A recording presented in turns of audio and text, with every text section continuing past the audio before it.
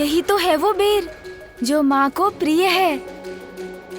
अच्छा सून जी, समझ गया।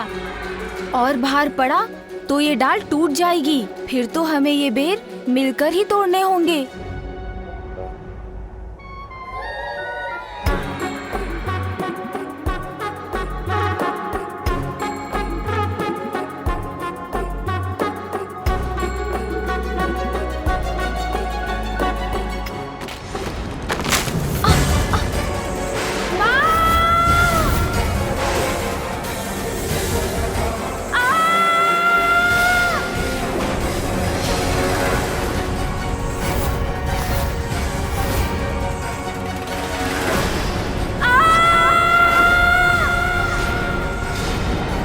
अपनी देह को सीधा कर लेता हूँ, फिर इसके ऊपर चढ़कर नीचे जाने में तो बहुत आनंद आएगा। आहा, इस डाल को वाहन बनाकर तो बहुत आनंद आ रहा है मुझे।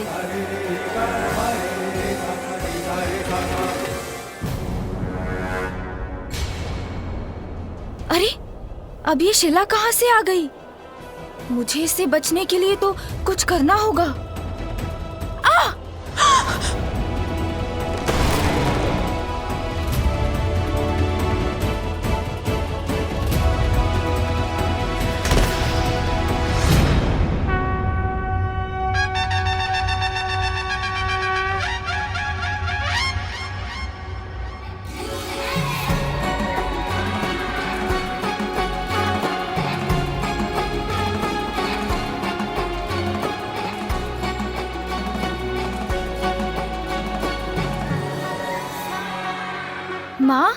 माँ देखिए मुझे, मैं लौट आया और तनिक भी आहत नहीं हुआ मैं। देखिए ना माँ।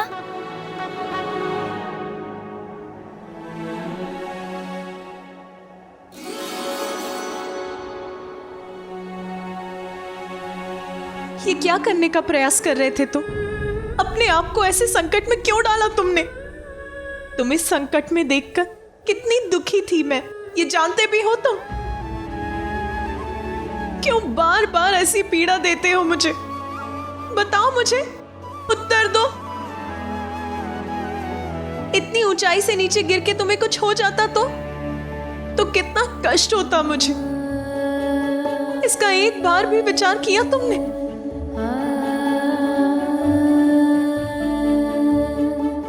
माँ तो सदैव माँ ही रहती है। संतान के प्रति उसका स्नेह कभी कम नहीं होता। देवी पार्वती को अभी आभास नहीं है, किंतु उनका पुत्र प्रेम अधिक समय तक छिपा नहीं रह सकेगा। माँ, मैं तो आपके लिए कुछ लेने गया था। मेरे लिए? अच्छा दिखाओ मुझे, क्या लेने गए थे? दिखाओ क्या है तुम्हारे हाथ में? माँ, मैं तो आपके लिए बेर लेने गया था।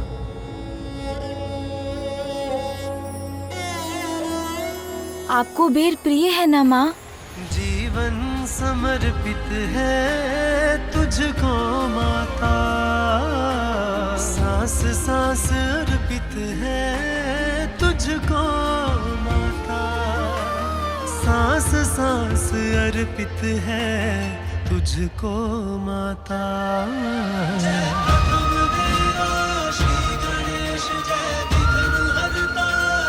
ये लीजिए बेर माँ।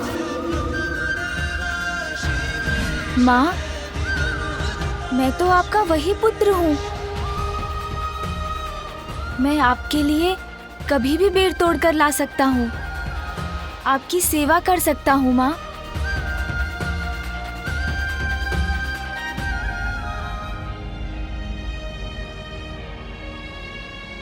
माँ, आपके नेत्रों में अश्रु, आप दुखी हो रही हैं माँ। ओह, समझा, आपको मेरा वो मुख अधिक सुंदर प्रतीत होता था ना, इसीलिए ना मेरे गजमुख को स्वीकार नहीं कर पा रही हैं ना आप। किंतु माँ, ध्यान से देखिए ना मुझे, बुरा नहीं हूं मैं, अपितु अब तो मैं और भी सुंदर हो गया हूँ। आपको मेरी बात पर विश्वास नहीं हो रहा है ना माँ? आपको बता देता हूँ माँ कि मैं कैसे और अधिक सुंदर हो गया हूँ। कितने मीठे बोल हैं इसके, मैंने अभी तक उन पर ध्यान क्यों नहीं दिया? माँ देखिए, मेरा वो मुख और छोटे छोटे कान सुंदर तो थे, किंतु उन्हीं के कारण तो इतने बड़े संकट में पड़ गया था मैं। किसी की बात ही नहीं सुनी, बड़े बड़े बोल बोलता चला गया। बस भिक्षुक बस, अब मैं आपके मुख से एक भी शब्द नहीं सुनना चाहता। उद्दंडता करता गया।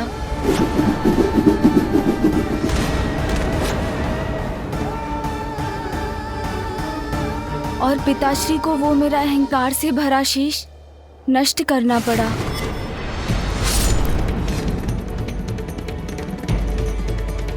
माँ, मैंने उचित सुना है ना कि सुनने से तो ज्ञान बढ़ता है। इसीलिए जो अधिक सुनते हैं और कम बोलते हैं वही बड़े ज्ञानी बन पाते हैं, है ना माँ? अब मेरे इन बड़े कानों से तो मैं सब कुछ सुन सकता हूँ, इसलिए मैं भी बहुत बड़ा ज्ञानी बन जाऊंगा ना माँ? तो माँ, मेरे ये बड़े बड़े कान ज्ञान के ही प्रतीक है ना? मेरे मुख पर तो वैसे ही सूंड रूपी ताला पड़ गया है, जो मुझे कम बोलने के लिए प्रेरित करता है। इसलिए मैं अब आवश्यकता से अधिक बोल ही नहीं सकता। अरे, इतनी अल्पायु में ही ये तो इतना बड़ा ज्ञानी बन गया। कैसी बुद्धिमानी की बातें कर रहा है। और हाँ माँ, मेरे ये नेत्र तो बड़े ही अद्भुत हैं। इनसे मैं सब कुछ बड़ी सूक्ष्मता से देख पाता हूँ। इसलिए अब मेरे लिए सत्य और असत्य का भेद करना बहुत ही सरल हो गया है।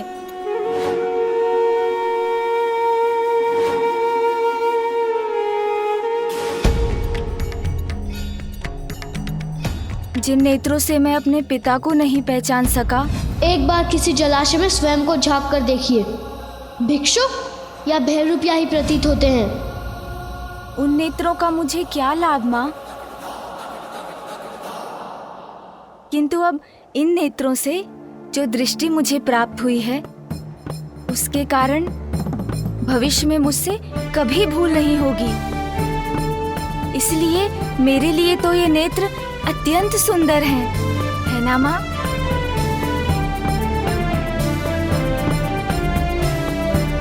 क्योंकि मेरे ये गज नेत्र तो सूक्ष्मता के प्रतीक हैं।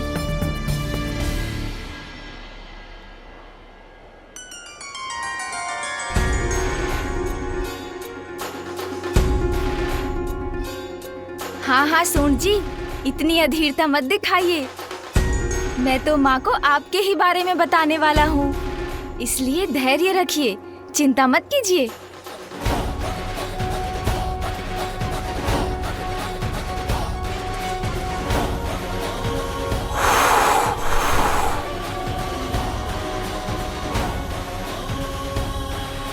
देखा ना माँ आपने, कैसे मेरी सूंड ने इन बेर पर से धूल हटा दी। जो बुरा है उसे हटाकर अच्छे को अपनाने में मेरी सहायता करती है मेरी सूंड। इसलिए मेरी सूंड तो अज्ञानता को मिटाकर ज्ञान को ढूंढने की प्रतीक है माँ। सत्य कहते हो, बड़ी मनोहर है तुम्हारी सूंड। और मेरा ये विशाल गज मस्तक माँ, ये तो बुद्धिमता और ऐश्वर्य दोनों का ही प्रतीक है। क्योंकि गज के मस्तक पर तो स्वयं देवी लक्ष्मी का वास होता है। क्योंकि जो बुद्धिमान है वो तो अपनी बुद्धि से ही सब कुछ प्राप्त कर लेता है ना माँ?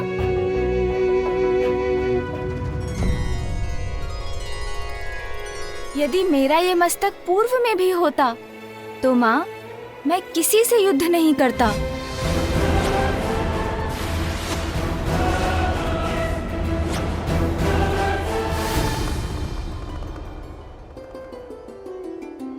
क्योंकि तब तो मैं अपनी बुद्धि का प्रयोग करता ना माँ।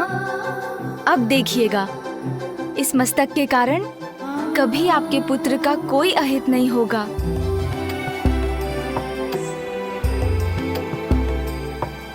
माँ, अब तो आपको विश्वास हो गया है ना? मैं तो और भी अधिक अच्छा और सुंदर हो गया हूँ, है ना माँ?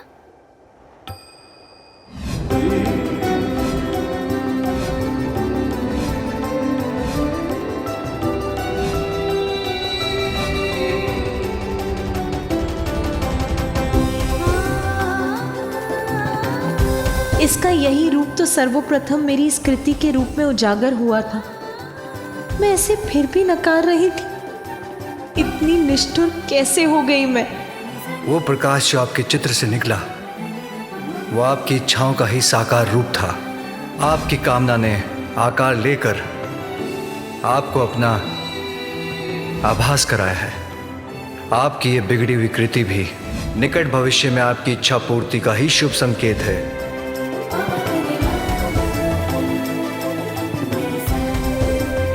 प्रत्येक बड़ी घटना के पीछे एक बड़ा कारण होता है पार्वती।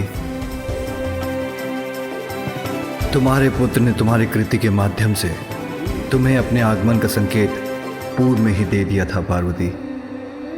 हाँ स्वामी, आप उचित कहते हैं। मैंने ही इसे पहचानने में देर कर दी।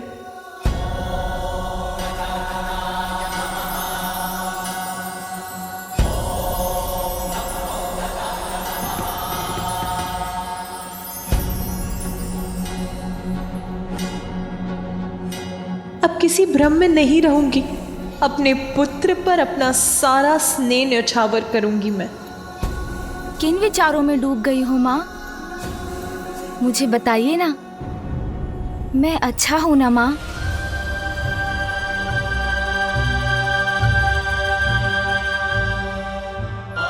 इस संपूर्ण संसार में तुमसे अच्छा और तुमसे सुंदर कोई नहीं है पुत्र।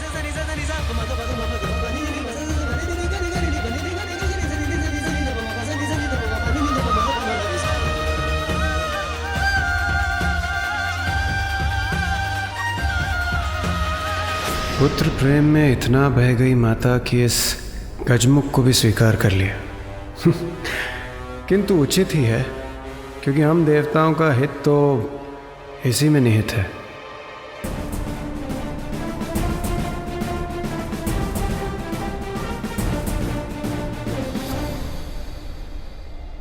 पुत्र, अब मैं तुम्हें कभी अपनी आंचल की छांव से दूर नहीं जाने दूंगी। तुम्हें अपने पास रखकर सदा तुम्हारा ध्यान रखूंगी, तुम्हारी रक्षा करूंगी।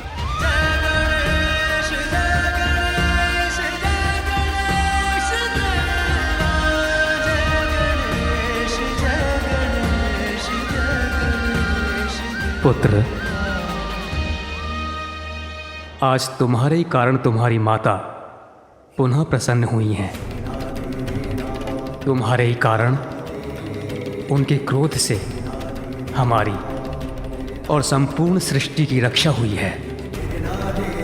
तुम्हारे जन्म से सृष्टि में अनेकों जीवन रक्षित हुए हैं। तुम्हारे जन्म से संसार का अमंगल दूर हुआ है। सभी जीवों के लिए मंगलमयी है तुम्हारा जन्म पुत्र। इसीलिए मैं ब्रह्मा तुम्हें वरदान देता हूं कि आज से तुम मंगल मूर्ति के नाम से जाने जाओगे।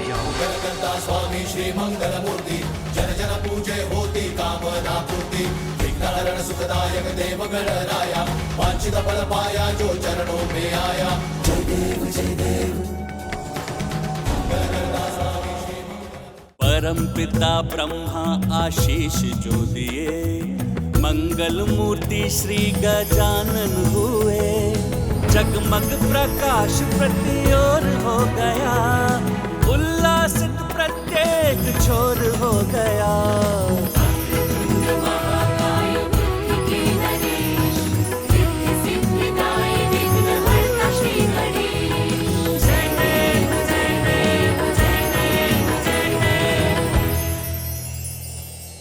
मेरे पुत्र को ये मंगलमय आशीष देने के लिए आपको अनेक धन्यवाद ब्रह्मदेव।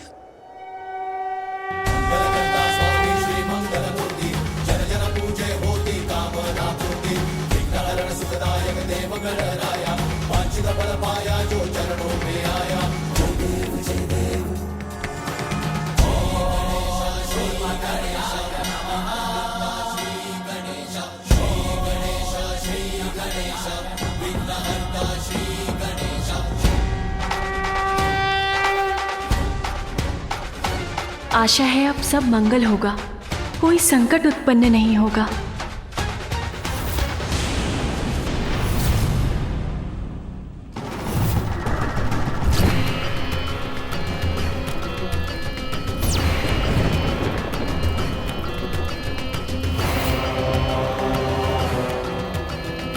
असुर सम्राट गजमुखासुर की, असुर सम्राट गजमुखासुर की, असुर सम्राट गजमुखासुर की, असुर सम्राट गजमुखासुर की, असुर सम्राट गजमुखासुर की, असुर सम्राट गजमुखासुर की, असुर सम्राट गजमुखासुर की, असुर सम्राट गजमुखासुर की, असुर सम्राट गजमुखासुर की, असुर सम्राट गजमुखासुर की, असुर सम्राट गजमुखासुर की।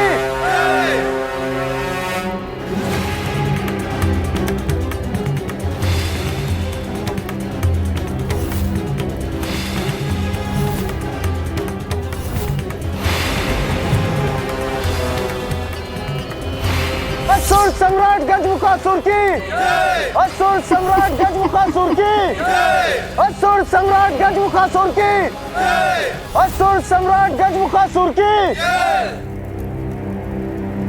सर्वत्र हो असुर साम्राज्य का विस्तार, चहुं दिशाओं में अशुभ ही अशुभ हो, छा जाए अशुभ का अंधकार, देवताओं का विनाश हो। यह है मेरा संकल्प।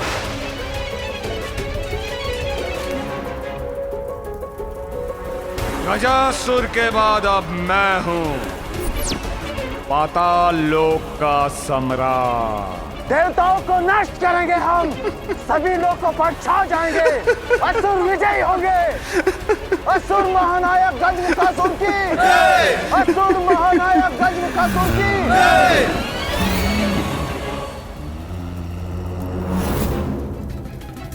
सेनापति, क्या हमारी असुर सेना देवलोक पर आक्रमण करने के लिए तैयार है?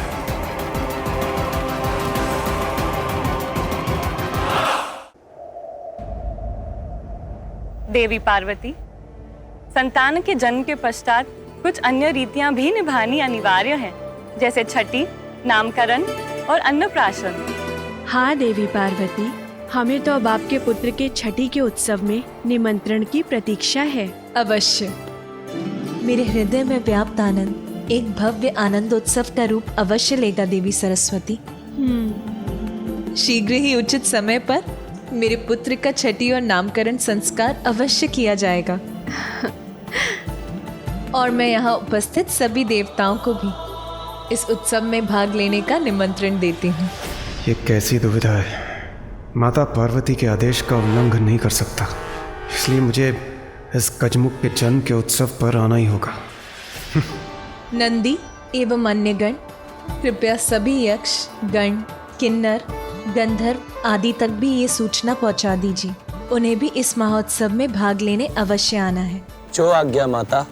देवी पार्वती, आपके सुख में साथ देने तो यहाँ इस उत्सव में सभी बड़ी प्रसन्नता पूर्वक सम्मिलित होंगे। यह तो ऐसा महान अवसर है जिसके अनेकों दूरगामी शुभ परिणाम होंगे, क्योंकि आपके पुत्र के रूप में कैलाश में ऐसी दिव्यता का जन्म हुआ है जिससे सदा संसार का मंगल होगा।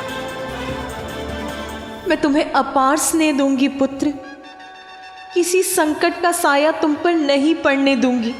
असुर सम्राट गजमुखासुर, देखिए मुझे और देखिए हमारी सेना का उत्साह। असुर सम्राट गजमुखासुर, आपके नेतृत्व में हमारी असुर सेना कहीं भी आक्रमण करने के लिए तैयार है, क्योंकि इससे अधिक तैयारी की भला हमें क्या आवश्यकता।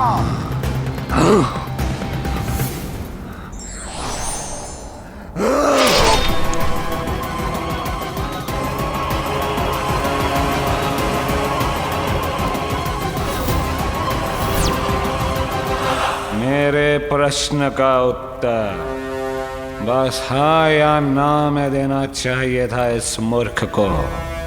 किसी अन्य के अधिक बोल नहीं सहन कर सकता मैं। जितना पूछूं उसके उत्तर से अधिक बोलने वाले को भयंकर दंड देता हूं मैं। यमलोक भेज देता हूं उसे।